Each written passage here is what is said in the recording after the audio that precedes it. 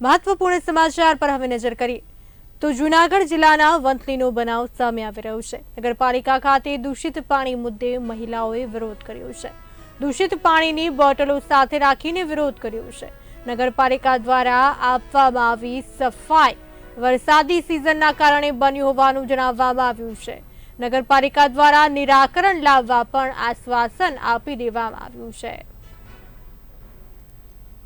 ઘણા સમયથી વંથલી શહેરની અંદર આવું પાણી અમે બધા વાસના લોકો અમારે આવું જ પાણી અમે પીએ છીએ।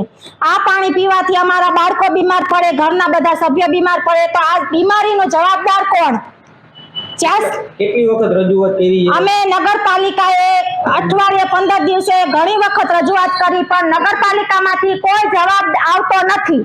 અમારી માંગણી એક જ છે કે આ વંથલીમાં ફિલ્ટર પ્લાન્ટ ગોઠવે।